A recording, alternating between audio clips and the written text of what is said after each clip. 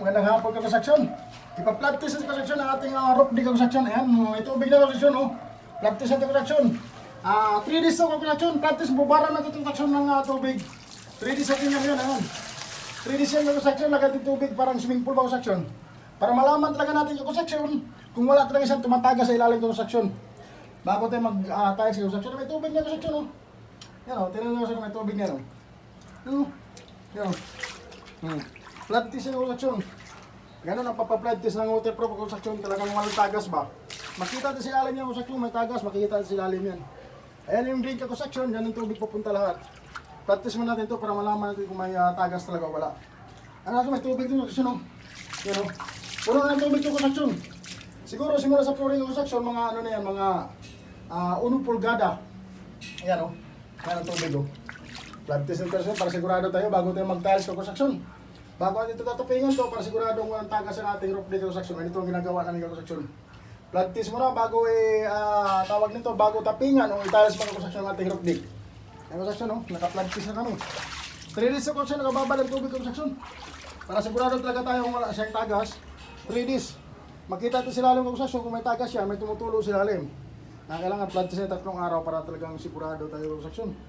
Ganoon na lang ang kasimple construction, kailangan flat test muna natin bago natin tilesan man o atin na siyang tawag ito ay tatapingan. Ayan. Para sure bull tayo construction para hindi masayang yung ating materialis na gagamitin. So, kailangan testing natin mga construction bago natin i-tiles o tatapingan ng ating roof dig construction. Ayan, o. Yan yung aming waterproof construction. Para sigurado tayong walang tayo. May tubig na construction. Ito roof dig construction, roof dig. Ito yung pinawalang bubong construction. Walang bubong yan, roof dig to. Testing namin construction. Kaya kasi may flat test, ayaw ko yung hindi naka-flat test yung construction kasi pagdating ng araw may tagas pala. O di ulit na lang construction, panibagong gastos ng construction. Kaya testing natin at 3 days yung construction na yun. Ayan, lagyan pa tubig, idol. Lagyan pa tubig para sigurado talaga tayo. Ayan, lagyan pa tubig ng construction. Para 3 days namin nga ba construction bago namin tatapingan o tiles naman. Ayan, o. Tutubigan namin ulit construction. Ganoon lang kasimple yung construction. Ang ating ginagawa para sure bull ang ating trabaho construction. Siyempre, pag may tumagas yung construction, may tumagas yung construction, ulitin ulit natin pag waterproof. Ulitin ulit natin yan, papatungan ulit natin kung mayroon siyang tagas, ulit man.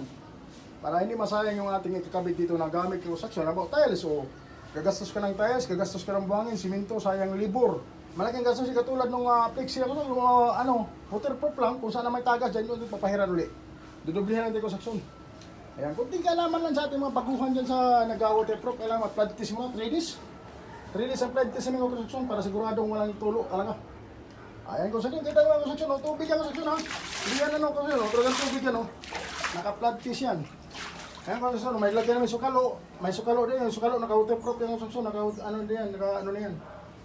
Yan, oh. Kita naman construction, walang tumatagas na yung construction, oh. Kasi naka-ano na yan siya, naka-waterproof na yan, ayan. Kung may tagas yan, makikita mo may biyak yung construction, pero walang tumatagas yung construction, oh. Ganun tayo kung sa'yo para sigurado talagang sure bull. Trabaho tayo construction, eh. Naka-flat test na tayo construction sa ating roof dig construction. Ay, maraming salamat sa walang sawang sumasabay-bay kay Buhay Construction, mga idol.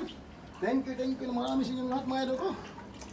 Hanggang dito na lang ating video construction. Pakita ko lang sa inyo construction paano tayo magpa-flat test construction. 3 days tayo construction, makababad at tubig 3 days.